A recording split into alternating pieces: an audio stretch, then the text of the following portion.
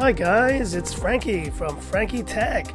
Good to see you guys again, and I'm here to share my 1 month review of the Mi 10 Pro. Now this is the China version of the phone, and this is the one that I've had specifically for a month. And I think now, given the pricing of the global version, this is the version that you guys are probably more interested in learning about because the price difference is pretty significant. Now you may be asking, but Frankie Tech, you do have a global version, don't you? Isn't that the one that you would recommend? Isn't that the one that you'll keep using? Well, here is the global version of the phone, and I do have it with me, but this is actually sent to me from Xiaomi, and I will be sending it back pretty soon. Also, there's a little bit of a software hiccup that this phone is having right now. Let's just say I can't really use it for reviews at the moment, and so because of that, I will be sticking now with this China ROM version of the phone. And I have a real decision I need to make whether I keep this China ROM version of the phone, because just recently the Xiaomi Mi 10 and Mi 10 Pro have been announced for Hong Kong, and the pricing is significantly lower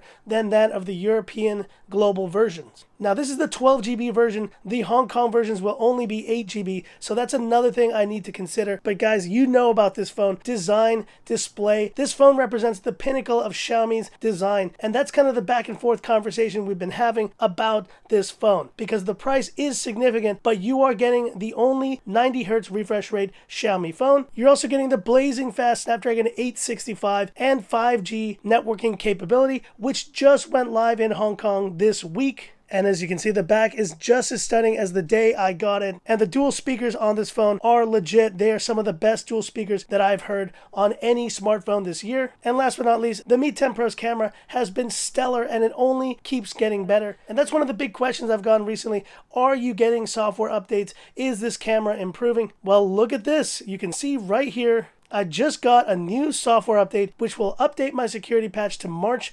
2020. New app lock is supported now, and I'm sure there's a number of other improvements to the camera that are going to be made available with this update. I'm planning to do a Mi 10 Pro versus Redmi K30 Pro camera shootout this weekend, so stay tuned for that, and we'll be able to see if the exposure and other issues of this camera have been improved as well. Now, the main question that was of concern for you guys picking up this China ROM was the LTE Bands situation, and I didn't explain this in my previous video, so apologies for that. This phone basically is using most of the China-based bands, and those are LTE bands 1, 3, 5, 7, and so forth. But there is one band that is missing from this China ROM version of the phone, and that is band 20. And I didn't realize actually how important that band is to European users. Without band 20, you basically can't really use this phone on a lot of the European carriers, and because of that, the China ROM version might struggle to connect to your networks. Now, if you live here in Hong Kong, it's a non-issue, and I think the global Hong Kong version is likely to ship with the similar bands of this China ROM version. I'll have to double check, but for you guys who are interested in the China ROM version, just keep that in mind, because band support is definitely a factor to consider if you're going to compare this to the global European version, which costs so much more. And the other question I've been getting has been about battery life experience. And a lot of you guys considering the Mi 10 regular over the Mi 10 Pro because it does have the slightly larger battery capacity, 4,780 milliamperes versus the 4,500 of this unit. Now, I haven't seen much of a difference, and in my testing of the Mi 10, it was a great performer in my battery drain test. And so this phone maybe won't reach the levels of the Mi 10 regular, but I've not had any issues with battery life on this phone. It lasts me easily a day, day and a half of use when I use it regularly, and the standby has also been awesome. It'll drop just a couple of percentage points overnight, and this has the added benefit of 50-watt fast charging with the included 65-watt charger you get in the box. I would not worry about that whatsoever with this Mi 10 Pro. And last but not least, I know a major question you are asking is, should I pick up a Mi 10 or Mi 10 Pro series, or should I go with something like the Redmi K30 Pro, the recently announced Redmi K30 Pro? And this phone is now the most affordable Snapdragon 865 phone on the market, but it does come at limitations compared to the flagship Mi 10 series. Now, similar to the video yesterday,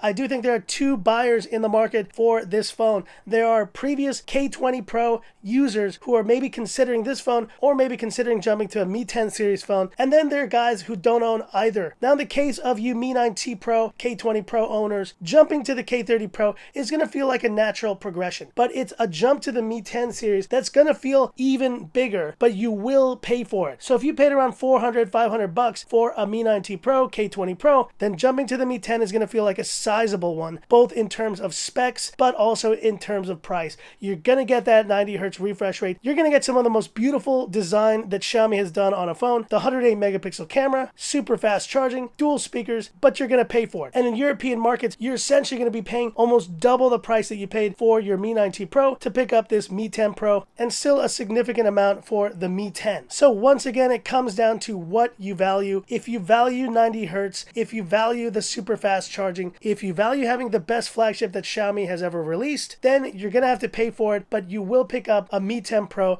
and you will be very happy with it. But I think for the rest of you, the K30 Pro is going to be more than enough, and I have loved my time with this phone. Remember, this is a flat panel display, so it's got that going for it, and you're not losing much in terms of performance. I felt a very similar experience using this K30 Pro in the last couple days as my main daily driver over the Mi 10 Pro. And so I think that's the beauty of this current situation, is that if you do want to pay for those added specs, you have an option. But if you also just want the raw power of the Snapdragon 865 and you want to be future-proof with 5G, you have your answer here in the Redmi K30 Pro. And so I think whether you are upgrading from the previous generation or you're a new buyer, you're going to be happy with these phones no matter what. And so the final question here, will I be keeping this Mi 10 Pro for the long term? And the answer is, I don't know, but I will decide very, very soon. Because on April 7th, the Hong Kong version of the Mi 10 Pro is being released. It has full warranty here in Hong Kong,